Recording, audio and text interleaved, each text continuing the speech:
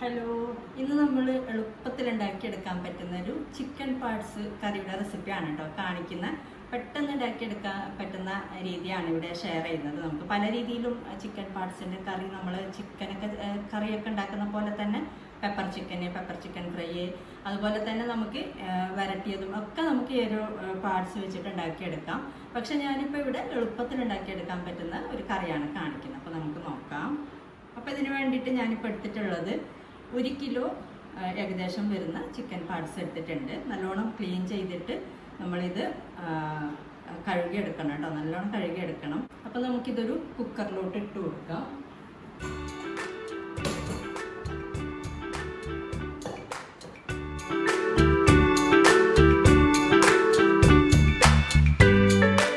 അപ്പോൾ നമ്മളിതിലോട്ട് chicken parts ഇട്ട് കൊടുത്തിട്ടുണ്ട്. ഇനി ഇതിലോട്ട് ചേർത്ത് കൊടുക്കുന്നത് കറിവേപ്പില ഇട്ട് കൊടുക്കാം. ആദ്യം തന്നെ കുറച്ച് കറിവേപ്പില, ഒരു 2-3 തണ്ടൊക്കെ ഇട്ട് കൊടുക്കാം കേട്ടോ. പിന്നെ അത് സവാള, ഒരു 2 സവാള ഇട്ട് കൊടുക്കുന്നുണ്ട്. 2 അത്യാവശ്യം വലിയ 2 സവാള തന്നെ ഇട്ട് കൊടുത്തിട്ടുണ്ട്.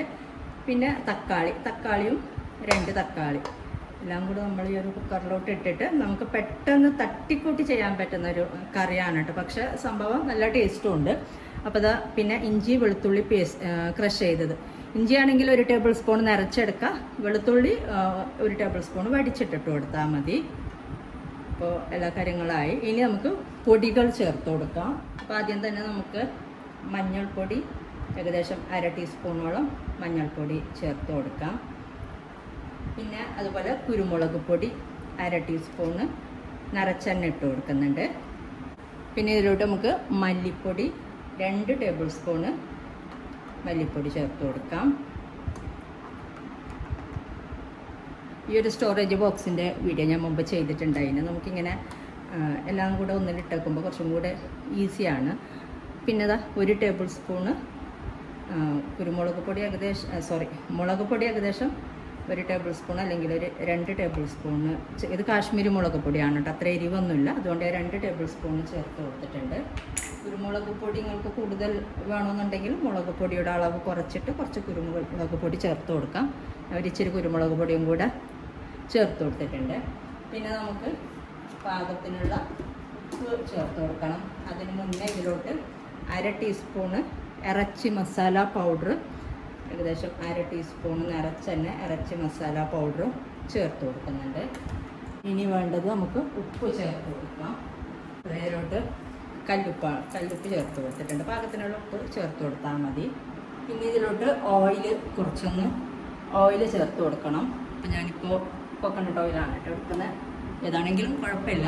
അപ്പോൾ ഇതിലോട്ട് ഓയിൽ ഞാൻ ഓൾറെഡി കുറച്ച് ചേർത്ത് കൊടുത്തു കേട്ടോ. ക്യാമറ ഓണാക്കാൻ വിട്ടുപോയി. ഏകദേശം 1 ടേബിൾ സ്പൂൺ ഓയിലൊക്കെ മതിയാവും. ഇനി നമുക്കിതെല്ലാം കൂടെ നന്നായിട്ട് ഒന്ന് മിക്സ് ചെയ്തെടുക്കാം കേട്ടോ. മസാലപ്പൊടിയും ഇതും എല്ലാം കൂടെ നന്നായിട്ടൊന്ന് മിക്സ് ചെയ്തെടുക്കാം.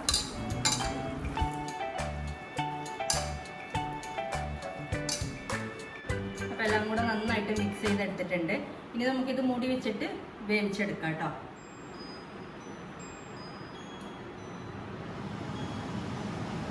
ഒരു 2 വിസിൽ വരുന്നവരെ വേവിച്ചാൽ മതി. ഹൈ ഫ്ലെയിമിൽ തന്നെ ഒരു 2 വിസിൽ. പിന്നെ ഞാനിപ്പോൾ വേറൊരു അടുപ്പിൽ ഗീ റൈസും കൂടി ഉണ്ടാക്കിയെടുക്കുന്നുണ്ട്. അപ്പോൾ അതിന് വേണ്ടിയിട്ട് ആദ്യം ഓയിൽ ഒഴിച്ചു കൊടുത്തിട്ടുണ്ട്. പിന്നീടാണ് നെയ്യും കൂടെ ചേർത്ത് കൊടുക്കുന്നുണ്ട്. അപ്പോൾ റൈസ് ബ്രാൻ എന്ന് പറഞ്ഞിട്ടുള്ള ഒരു ഓയിൽ കിട്ടുന്നുണ്ട്. അപ്പോൾ ആ ഒരു ഓയിലാണ് കേട്ടോ ഞാനിപ്പോൾ ചേർത്ത് കൊടുത്തിട്ടുള്ളത്, കഞ്ഞിവെള്ളത്തിൻ്റെ ഓയിൽ. പിന്നീട് നമ്മൾ നെയ്യും കൂടെ ചേർത്ത് കൊടുക്കുന്നുണ്ട്. അപ്പോൾ ആദ്യം സവാള ഇട്ട് കൊടുക്കാം. ഈ റൈസ് സാധാ സിമ്പിൾ റൈസ് ചെയ്യുന്ന ഗീ റൈസാണ് കേട്ടോ. ഇതിന് വേണ്ടിയിട്ട് കുറച്ചേ ഉണ്ടാക്കുന്നുള്ളൂ. ഉച്ചക്കത്തേക്കുള്ളൊരു ലഞ്ചിന് വേണ്ടിയിട്ടാണ്. പിന്നെ കറി കുറച്ച് കൂടുതൽ ഉണ്ടാക്കിയിട്ടുണ്ട്. നമുക്കത് രാത്രി ഡിന്നറിനോ ബ്രേക്ക്ഫാസ്റ്റിനൊക്കെ വേണമെങ്കിലൊക്കെ യൂസ് ചെയ്യാമോ വിചാരിച്ചിട്ട്. അതിന് വേണ്ടിയിട്ട് ഞാൻ അരിയൊക്കെ കഴുകി എടുത്ത് വെച്ചിട്ടുണ്ട്. കുറച്ച് 1.5 കപ്പ് അരിയാണ് എടുത്തിട്ടുള്ളത്. നെയ്ച്ചോറിൻ്റെ അരിയാണ്. തനിമ റൈസ് അങ്ങനത്തെ റൈസാണ് കേട്ടോ. അതുപോലെ ഇതിന് ഞാൻ ആദ്യം ആദ്യം അരി ഇട്ടിട്ടാണ് നമ്മൾ ഇതിലോട്ട് വെള്ളം ചേർത്ത് കൊടുക്കുന്നത്. ചൂടുവെള്ളമാണ് ചേർത്ത് കൊടുക്കുന്നത്. വേണ്ടിയിട്ട് നമ്മൾ വെള്ളം ചൂടാക്കാൻ വെച്ചിട്ടുണ്ട്.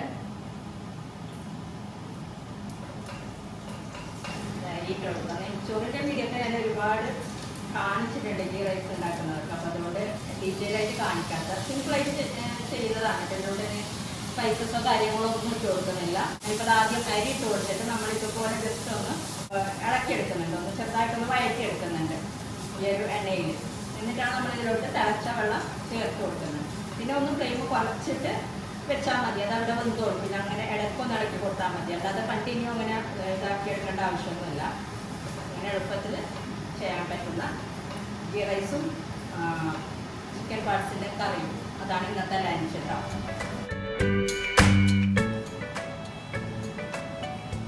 ഇപ്പോൾ വെള്ളം തിളച്ചിട്ടുണ്ട്, അരി വഴറ്റിയത് മതി. പിന്നെ നമുക്കിതിലോട്ട് വെള്ളം ചേർത്ത് കൊടുക്കാം.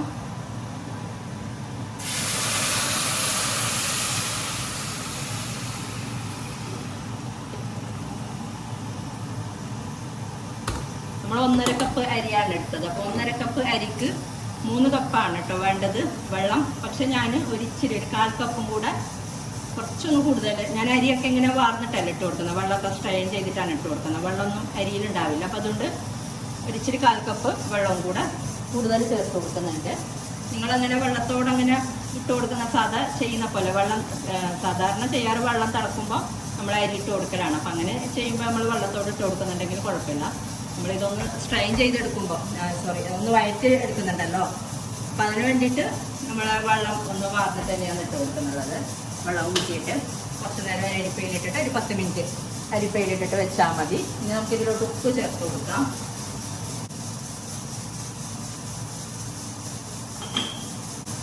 നമ്മൾ നെയ്യ് ചേർത്തിട്ടില്ലല്ലോ, അപ്പോൾ നെയ്യ് ചേർത്ത് കൊടുക്കാം. നിങ്ങൾക്ക് ആദ്യം തന്നെ നെയ്യ് വേണമെങ്കിൽ ആദ്യം തന്നെ നെയ്യ് ചേർത്ത് കൊടുക്കാം കേട്ടോ, കുഴപ്പമില്ല, എങ്ങനെ വേണമെങ്കിലും ചെയ്യാം. അത് ഏകദേശം ഒരു 2 സ്പൂൺ നിറച്ച് നെയ്യിട്ട് കൊടുത്തിട്ടുണ്ട്. ഇനി നമുക്കിത് മൂടി വെച്ചിട്ട് ഫ്ലെയിം കുറച്ചിട്ട് മൂടി വെച്ചിട്ട് നമുക്ക് വേവിക്കാം കേട്ടോ. അപ്പോൾ ഇത് 2 വിസിൽ വന്നപ്പോൾ ഞാൻ ഫ്ലെയിം ഓഫ് ചെയ്തിട്ടുണ്ടായിന്. ഇപ്പോൾ ഇതിൻ്റെ വിസിലൊക്കെ കംപ്ലീറ്റ് പോയിട്ടുണ്ട്. അപ്പോൾ പെട്ടെന്ന് ചെയ്തെടുക്കാൻ പറ്റുന്ന ഒരു ചിക്കൻ പാർട്സിൻ്റെ കറിയാണ് ഇന്ന് കാണിച്ചത്. അതുപോലെ ഗീ റൈസും ഞാൻ ഫ്ലെയിം ഓഫ് ചെയ്തിട്ടുണ്ട്.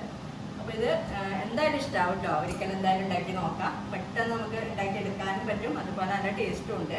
അപ്പോൾ വീഡിയോ ഇഷ്ടമായാലും നിങ്ങളെ ഫീഡ്ബാക്ക് അറിയിക്കാൻ മറക്കരുത്. അപ്പോൾ ഞാനത് കാണിച്ചു തരാം കറി. അപ്പോൾ നല്ല പാകത്തിനായിട്ടുണ്ട്. ഇനി ഇതിലോട്ട് ഗ്രേവിയൊക്കെ അത്യാവശ്യമുണ്ട്. ഗ്രേവി കുറവാണെങ്കിൽ ഒരു ഇച്ചിരി വെള്ളം ചേർത്താൽ മതി. പിന്നെ ഒന്നും കൂടെ തിളപ്പിച്ചെടുക്കുന്നുണ്ട്. ഒരു ഇച്ചിരി മല്ലിയിൽ അരിഞ്ഞതും കൂടെ ചേർത്തിട്ട് ഒന്നും കൂടെ തിളപ്പിച്ച് നമുക്ക് ഫ്ലെയിം ഓഫ് ചെയ്യാം.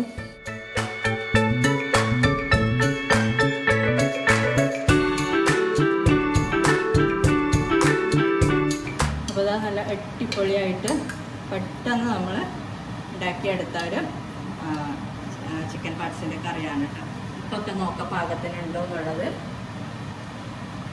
എല്ലാം നല്ല പാകത്തിനായിട്ടാണ്. നമ്മൾ ചിക്കൻ കറി വെക്കുമ്പോൾ എങ്ങനെയാണ് ആ ഒരു രീതിയിൽ തന്നെ നമുക്ക് കിട്ടിയിട്ടുണ്ട്. ഇനി ഗീ റൈസ് കാണിച്ചു തരാം.